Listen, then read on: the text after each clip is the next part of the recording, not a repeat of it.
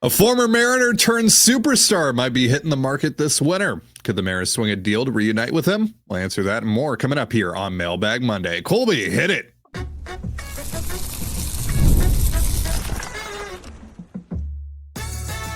You are Locked On Mariners, your daily Seattle Mariners podcast. Part of the Locked On Podcast Network, your team every day.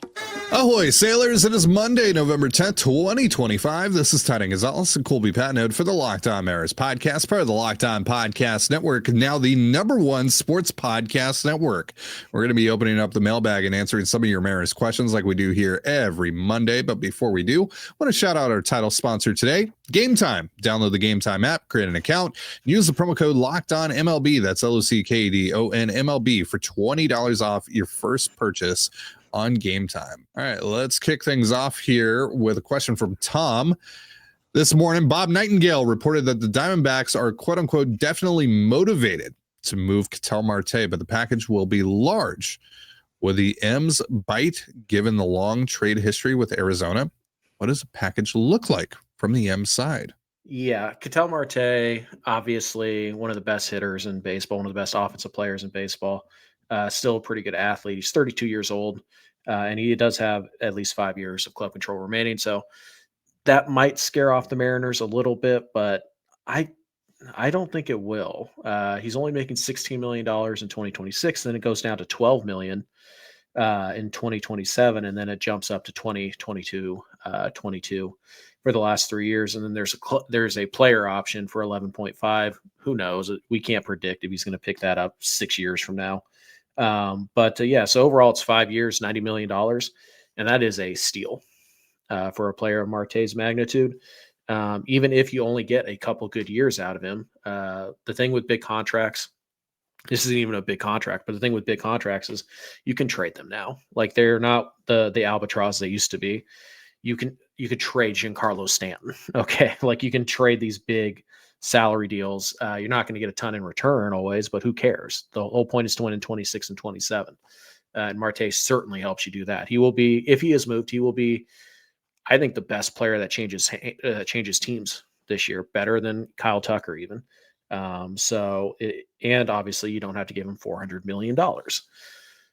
So yes, I'm interested. I think the Mariners should be as well. I don't know for sure that they will be, but I think they probably will be. And yeah, obviously the Mariners and the Diamondbacks make a lot of trades. They just made 2 a couple months ago. So I certainly think that helps. And I certainly think that if Marte is available, the Mariners will inquire. At the very least, they will inquire. They have holes at second base and they have holes at third base. Marte could fill either of those very nicely. So yes, there are some road bumps here, including the large package that is apparently required to acquire Marte, and that makes sense. So what does that look like from a Mariners perspective?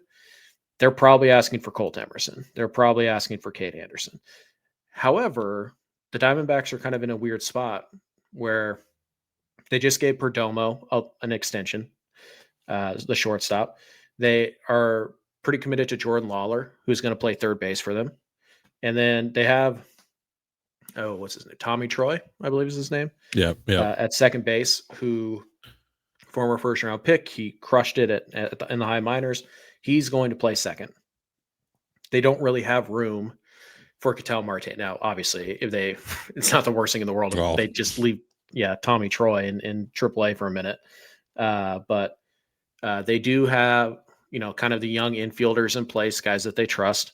And we do know that they are apparently looking to shed salary, and they're not going to do it by trading Corbin Carroll, right? So Marte is the guy who makes the most sense, because you're not going to trade Eduardo Rodriguez. You're not going to trade Corbin Burns. Nobody's going to take on that contract at that price.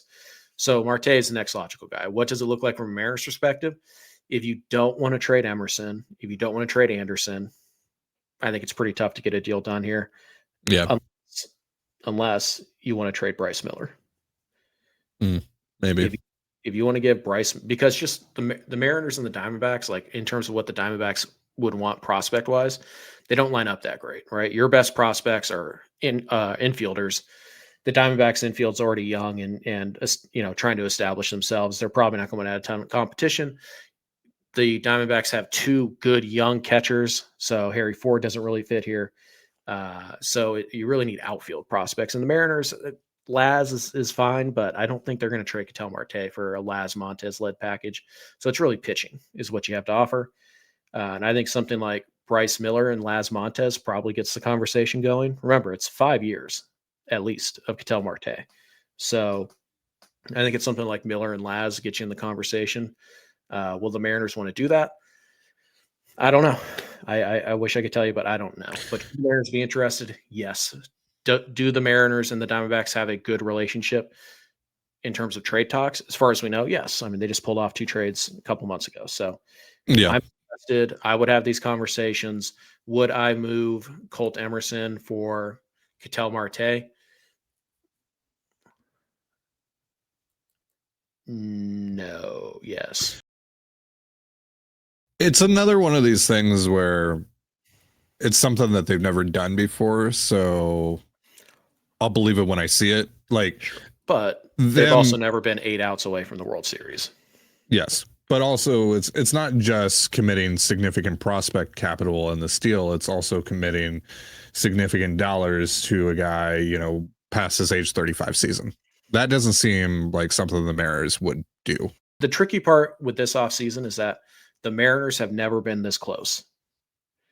And how much do they actually value taking that next step and going to the World Series and trying to win the World Series? And how much of this momentum do they want to maintain? Because I tell you what, if you trade for Ketel Marte this winter, momentum extended. Like, that is as big of a deal as you could possibly make, unless you trade for like Skubal. But even then. So yeah. I mean, I would argue that Marte would be even more of a needle mover than Skubal. Yeah. Well, because you're not only getting him for just one, you know, bite at the apple. Right. Plus the difference between like Cole Young as your opening day second baseman versus, you know, Ketel Marte. And the difference like between like Bryce Luis Miller, Castillo and Tarek Skubal. Yeah. Yeah. Well, still, you know, massive is not, it's not the same. So it's not the same. Yeah. They should absolutely be interested. I'm interested. Again, if you're not willing to trade Colt Emerson, if you're not willing to trade Kate Anderson, I don't think the Mariners are, but maybe it's different because Marte has so many extra years of club control, but I don't think they are. If you're not willing to do that, then it's probably Bryce Miller or Brian Wu. And that is dicey for me. So yeah, we'll see. But if it was just about prospects, fine, do it. But I don't think it's going to be, but maybe I'm wrong. Obviously it's Nightingale. You know, so you got to take it with a grain of salt, but it does make sense for the Diamondbacks to want to trade Marte at this point because his 10-5 rights kick in April, which means that he automatically gets a full no trade clause. Because he has 10 years of service and he spent 5 consecutive seasons with the same team. So, and apparently that's what Nightingale brought up as a main reason the Diamondbacks are interested in trading Marte. And so that makes sense given where the Diamondbacks are at right now. That does make sense. So I actually kind of feel like Marte might wind up being on the move this winter. Will it be to Seattle? Again, I have major doubts because of the money. I would say that from a roster fit standpoint, a fit of who has the capital to get this done, who is in their window to, you know, make this make sense. The Mariners check every single box. Yeah. Every box. It's perfect. Except for the ownership one. All right. We have quite a few more questions of yours to answer in just a moment. We spent that whole first segment talking about Ketel Marte, so got a lot more questions to of course. But we got quite a few more questions to go over here in just a moment. But first, a reminder, this episode of the Locked On Mariners podcast is brought to you by FanDuel and Doer. The NBA is back, and there's no better place to get in on the action than FanDuel, the official sports betting partner of the NBA. Even if you miss the start of the game or want to ride the hot hand, FanDuel has live bets on everything from who will score next to fourth quarter comebacks. Plus, you can even combine your live bets into a same-game parlay for a shot at a bigger payout. It keeps every game exciting, especially when your team is making that late push. Right now, FanDuel is giving new customers $300 in bonus bets when your first $5 bet wins. So head to FanDuel.com to sign up and play your game with FanDuel, the official sports betting partner of the NBA. Man, I am super stoked about the new jeans I have arriving soon from Dewar. I've heard the most amazing things about these jeans. I mean, I can't wait to wear them. Let me tell you why. Dewar jeans have 5 times the stretch of traditional denim. They're antibacterial, meaning your jeans stay fresh longer so you can wear more and wash less. And it's made with Coolmax, which keeps you cool and comfortable as temperatures change. Dewar also combines the classic jeans wear style with the kind of comfort and performance you get from athletic wear. So it really is the best of both worlds. And Dewar are absolute pioneers of blending technical innovation with everyday clothing. They invented the original performance denim. So simply put, Dewar makes the world's most comfortable pants without having to sacrifice style. Get a pair for yourself or as an amazing holiday gift. Go now to shopdewar.com/lockedonseattle. You'll get 15% off your first order. That's shopdewar.com/lockedonseattle for 15% off. Shopdewar.com/lockedonseattle.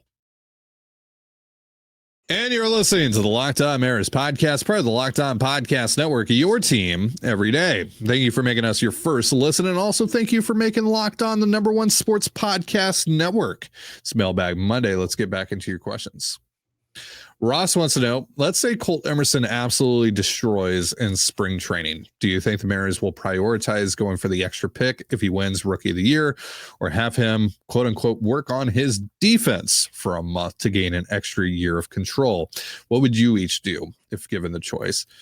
I mean, it all comes down to what are my other options, right? If Ben Williamson is my alternative, then yeah, why not?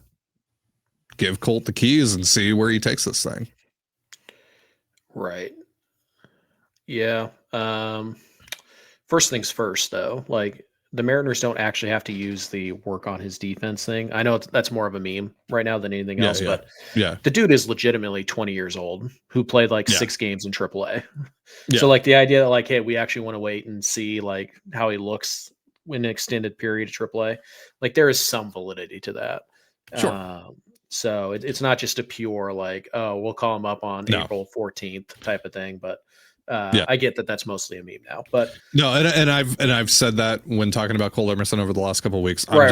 Memeing. His defense is fine, but like just right. Yeah. I think it is. It depends on what you like. If you go out and you get Ketel Marte and you know, I don't even know, like Brendan Donovan, then like okay, there's really not a reason to put him up here that early, but. I think it's possible. It's not going to be about the numbers, as we say every spring. It's not about how well you hit at the Cactus League. You have to play the part of a big leaguer. And like Scott Service used to say famously before Jared Kelenic hit a home run, when he was not, when he did not make the opening day roster that year, the players will tell you when they're ready. And, you have to kind of get that moment from Colt. You have to get that vibe.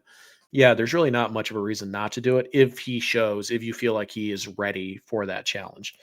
Again, I think Cole Young had that opportunity heading into this last spring training, but unfortunately he got hurt. He didn't get to play for a little while, and that just kind of ended every shot he had of doing it. But I assume the Mariners will enter this offseason or this next spring training, I should say, with a idea that Emerson can earn his way to the opening day roster, and we'll just have to see if he takes it or not. So if it's close, I would rather just send him down and not worry about the draft pick and all that. But if he shows that he's clearly ready to go, then you really don't gain much really don't lose much by giving him 4 to 6 weeks at the big league level and just see how he performs and how he looks and all of that, because you could always send him back down with very little risk. Yeah. And again, like if you need an example of this, just point to Julio, right? Like they've been willing to do this before. Mm-hmm. So if they think that Colt's ready, I think they'll pull the trigger on that. Cause again, like it really isn't a matter of like working on his defense, quote unquote, which again is just the beam, right? Like there is legitimate reason to just keep him down in the minors, but if they think that he's ready, I think they would do it. Like they have shown the willingness to do that in the past. Given what they didn't have to call him up to AAA. They didn't have to, put him on the taxi squad or anything like that. And like you talked about when they did that, I think that was for this specific reason. Right. Was to legitimately get him ready to compete for a spot on the 26-man roster in spring. Yep. So, yeah. Yeah, so I would absolutely do it. I think the Mariners would absolutely consider it as well. But again, it just depends on what the alternatives are. If it's Ben Williamson, then sure. If it's Brendan Donovan and Cole Young at second, then probably not. Next question here from D. Panky. If Jerry and Justin were only allowed to talk to 3 GMs at this week's GM meetings, what 3 teams GMs would you choose and why? Right, at least in light of recent events, the Diamondbacks. Yep. So Mike Hazen. Yeah. The Tigers. Yep. Yep. Who's their GM? What's his name? Jeff Greenberg. There you go. And I guess just because why not the Tampa Bay Rays? Of course. So yeah, I mean you got to figure out if you can, shop at the top of the market, the trade market or not. Like, yeah, is Ketel Marte available? Okay, what is it going to cost us? Like, what is the baseline here we can work off of? Is Tarek Skubal available? Are you guys actually willing to trade him? If so, okay, we're interested. You tell us what it's going to cost, and we'll work from there. Like, I have to get those 2 things done because those 2 players would change the outlook of my entire offseason. So I want to get those done, or I want to have an idea at least of like what it's going to cost me. I want to have an idea of that ASAP because it will not only money wise, but who I go after in free agency and the degree to which I'm willing to trade player X will matter if I feel like I can land one of those 2 guys. So those are the 2 big prizes in on the trade market. Those are the 2 teams I have to talk to. And then the Rays, like they got a lot of bullpen arms that I'd be interested in. Yandy Diaz would be interesting. Brandon Lau would be interesting. Like, I think the Rays are just a team in general that you always want to talk to. Although maybe because you talk to them so much, you don't need to talk to them this weekend. Maybe it's like, yeah, I'll catch up later. Maybe it's a team like San Francisco or a team that you think you might be trading, or San Diego, a team you think you might trade Luis Castillo to might be the other option here. But the first 2 are pretty easy. You're talking to Arizona, you're talking to Detroit. Yeah, I would also throw Heim Bloom out there with the Cardinals. Yeah, it's probably number 3. Yeah, see where his head's at. Obviously, it seems like the Cardinals are heading for a retooling, a rebuild of some kind. So, start to get those talks going on maybe like Alec Burleson, Brendan Donovan. Because also you need to put in some, and we'll talk about this a little later on, I think, as well. But you need to put in some safeguards here in case you don't get Josh Naylor. Yeah. Right? So Alec Burleson again, maybe do some work on him. Donovan, Newt Barr, if you have any interest in him, check in and see if he's interested in trading Mason Wen. I'd do that. That dude cannot hit, but he is a lot of fun to watch. He's a lot of fun. He is a lot of fun. Yeah. So, checking on all that, checking on some of the relievers like Jojo Romero. Riley O'Brien. What's the other guy? Matt Svanson. Checking on him. So, yeah. Heck, how much money are you willing to eat in the Sonny Gray contract? Especially if I think I might trade Luis. Yeah. Nolan Arenado, we're good. I'm good. Yeah, I'll pass. But yeah, the Cardinals for sure, Rays for sure. But again, they've talked to the Rays so much that do they really need to talk in person? Yeah, I think the 3rd team is St. Louis because they're a team that's going to rebuild. They have major league pieces, and they are looking for prospects. Specifically, they're looking for prospects, and that's what you want to trade. So I think I think the correct answer is Arizona, Detroit, and St. Louis. Yeah, maybe Minnesota. Also, they'd probably be 4th or 5th.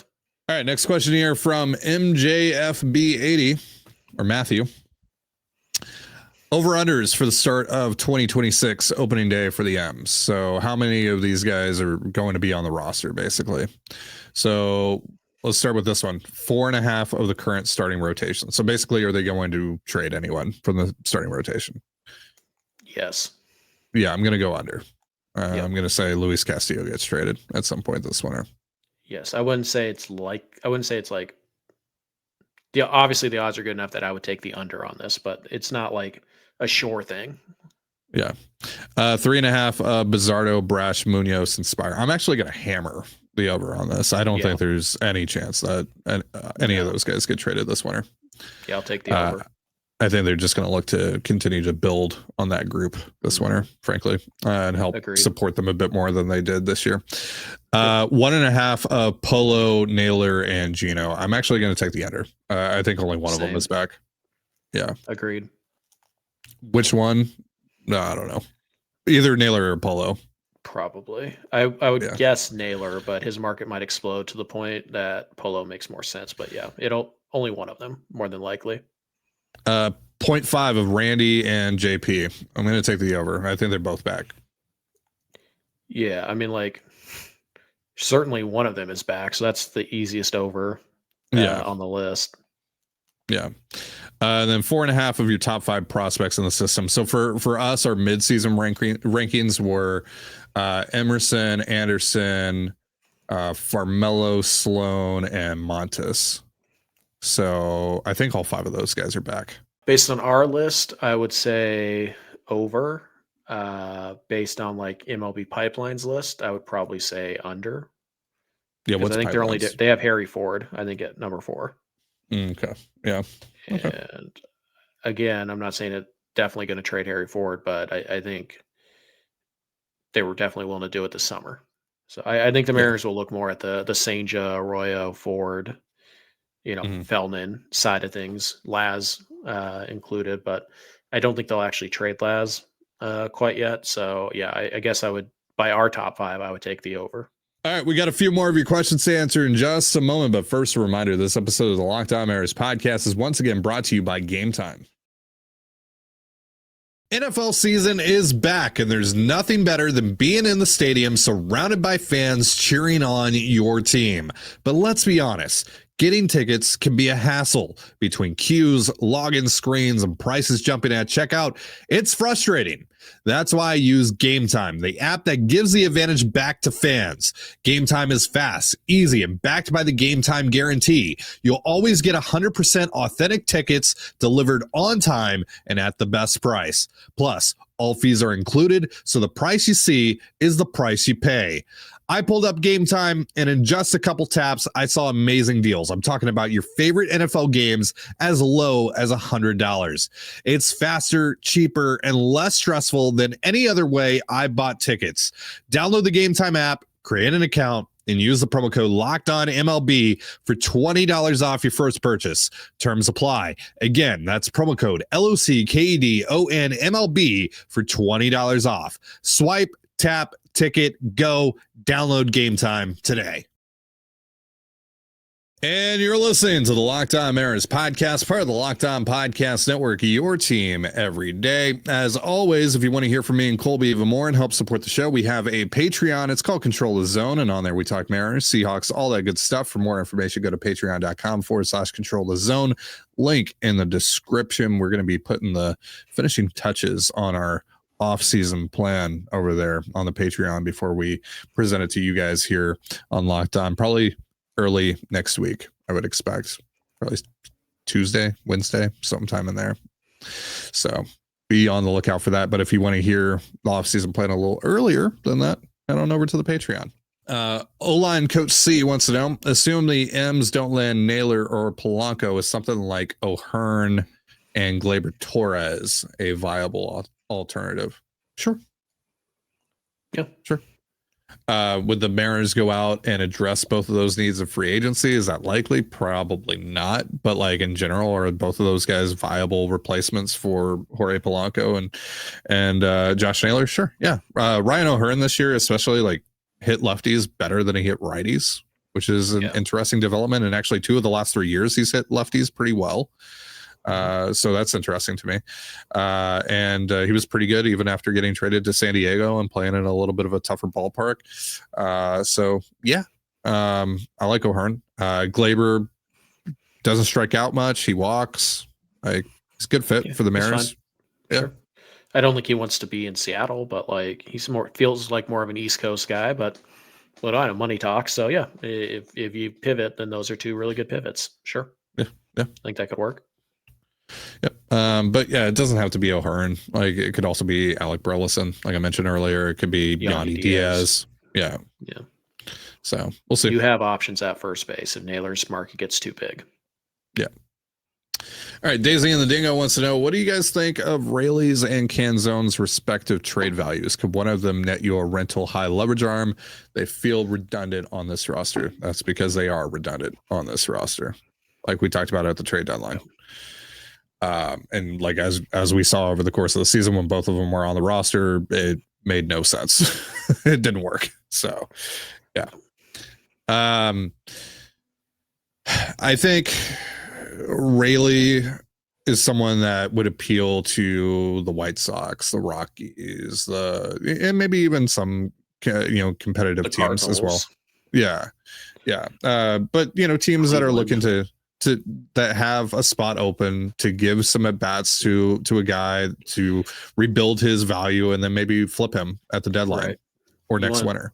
Right. And presumably the teams that you're talking about also would like a player who's not making a lot of money because it's such a low risk. And that certainly would include Raley or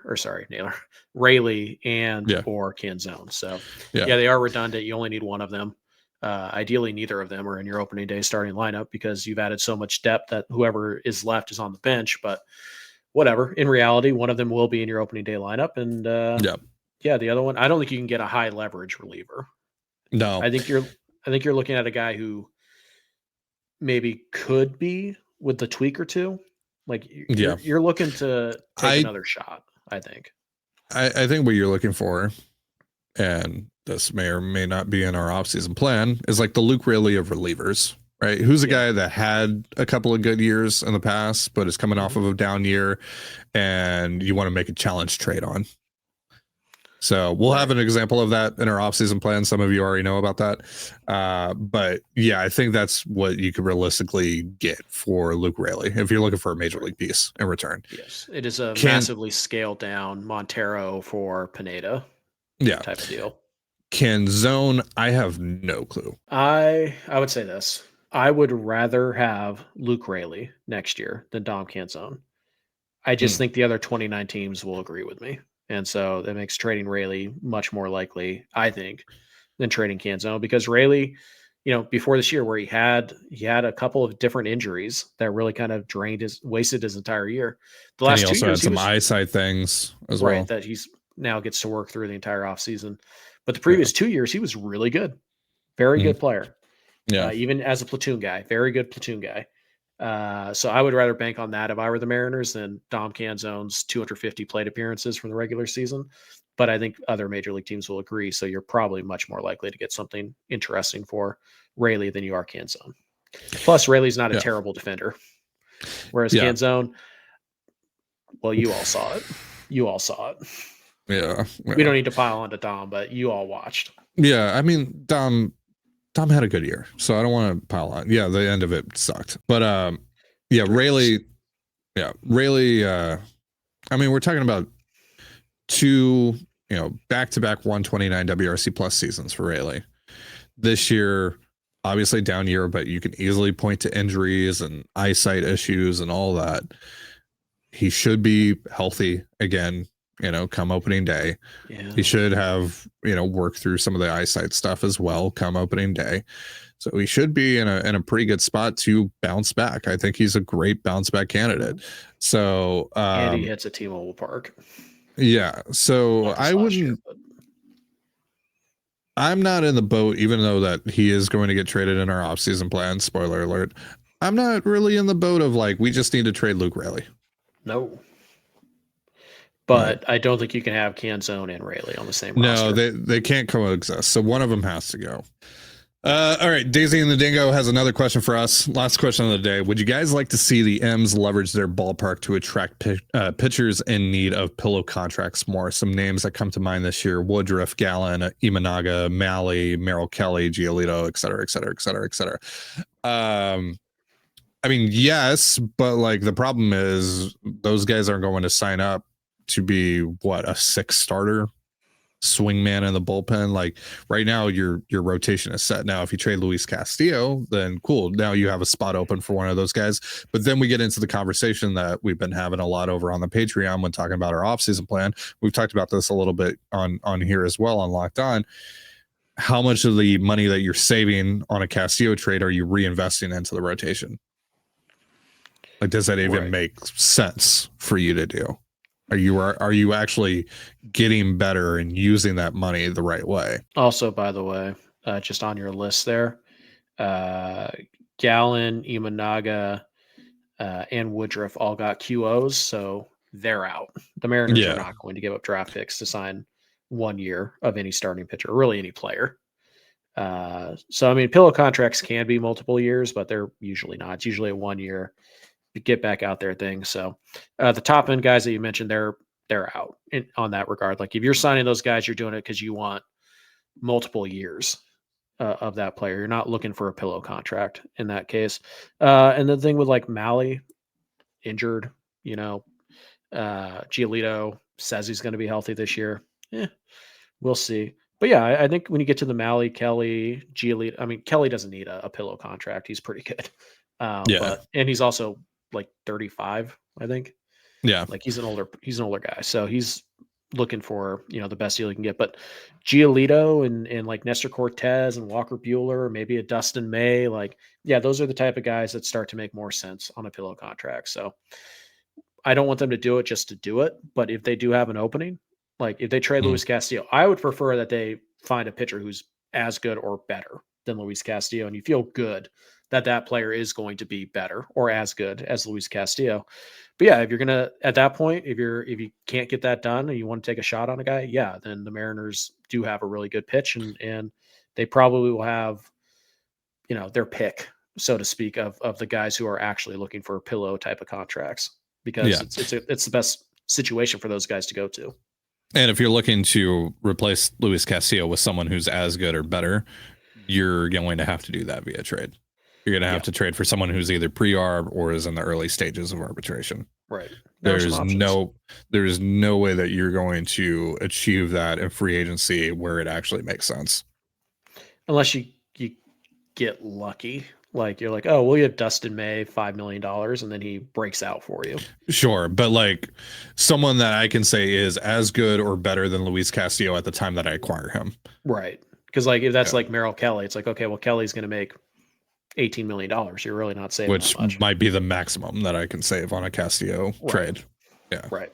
So, but yeah, there's a situation where it makes a ton of sense, and I can see them doing it. Yeah. But yeah, we've talked about this in the past, though. It's just like when we've talked about adding some real starting pitching depth, and that's less so, the guys that you mentioned here, more so like fringe going to sign minor league contract with a spring training invite type of dudes. Like, if they don't have, but if like they don't have a clear shot at making the rotation, they're probably just going to go sign with like the White Sox or Pittsburgh, the Rockies, or the Pirates, whoever, right? Like, so they can actually have a shot to, maybe Cardinals. Not the Rockies, because like, who wants to pitch in Coors Field? But like, I need a pillow contract to get back out on the market next year. Let's go to Colorado. Yeah. Pitch at Coors Field. The Rockies were a bad example, but like, some of those bottom of the barrel teams that have a rotation spot open, and they'll be willing to trade them at the deadline to an actual contender if they pop off. Yeah. All right. That is going to do it for our show. Thank you so much for joining us here on the Locked On Mariners podcast, part of the Locked On Podcast Network, your team every day. For Colby, Patnode, I'm Titan Gonzalez. Be sure to give us a follow on Twitter at @LO_Mariners. You can follow me at Titan Gonzalez and Colby at CPAT11. That's CPAT11. We're also on Blue Sky. You can follow me at TDG, Colby at MLB Colby, and the show at Locked On Mariners. You can also find us on Instagram at Locked On Mariners. Have yourself a beautiful baseball day, and we'll see you next time. Peace.